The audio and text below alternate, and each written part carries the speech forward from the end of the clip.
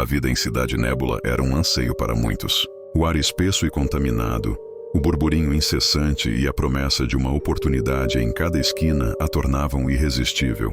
Mas para Elara, seu pequeno apartamento no distrito Zenith era um refúgio bem-vindo.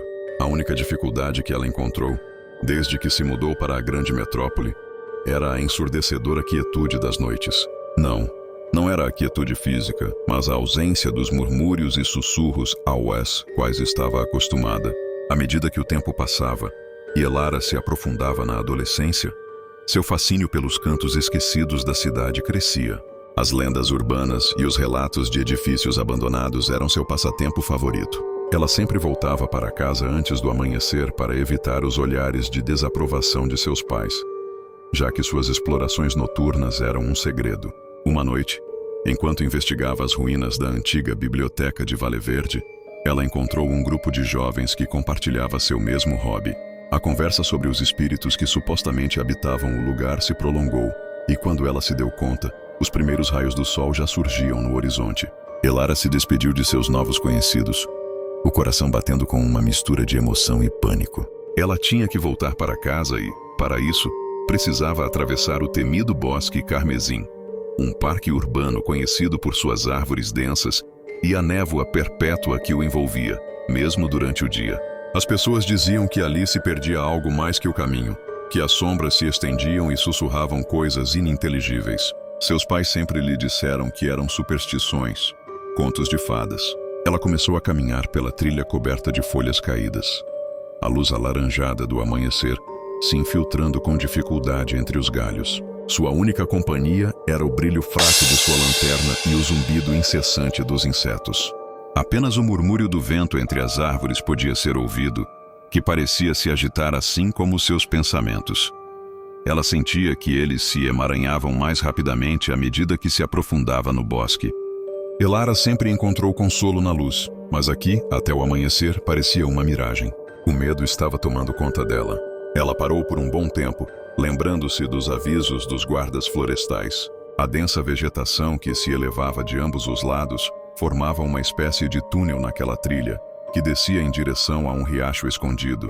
Mas de qualquer forma, ela tinha que chegar em casa. Ela se encheu de coragem e começou a caminhar. A cada passo que dava, sentia um barulho que arrepiava os pelos de seu braço.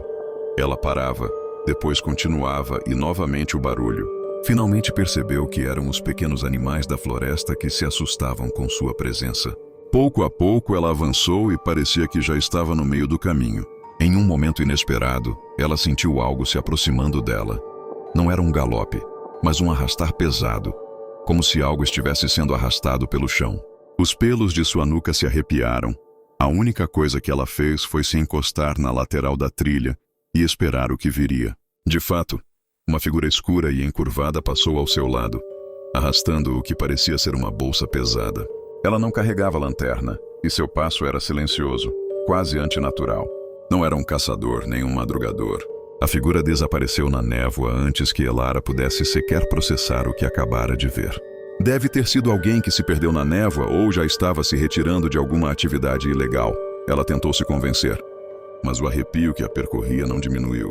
Ao saber que não era algo que ela pudesse entender ou racionalizar, ela se encheu de coragem para continuar mais rapidamente e, em questão de segundos, sentiu que já estava fora do Bosque Carmesim. Ela se sentou em um banco do parque por um momento e percebeu que estava tremendo. Não sabia se era pelo que acabara de viver ou pelo medo de chegar em casa, porque saiu sem a permissão de seus pais. Para completar, enquanto pensava em que desculpa dar, ela sentiu algo sussurrando, mas passou por cima dela, uma voz grave e gutural que lhe disse no ouvido: "Nos encontraremos novamente, Elara." Era a mesma voz que ela ouvira na biblioteca abandonada, que lhe havia falado das sombras em Vale Verde. Esta foi a primeira de tantas escapadas, mas ela aprendeu que seus pais estavam errados. Não eram contos o que os guardas florestais diziam, e o medo, longe de diminuir, havia se instalado em seu interior. Um medo que a seguiria para todos os lugares. Um sussurro constante das sombras que espreitavam na Cidade Nébula.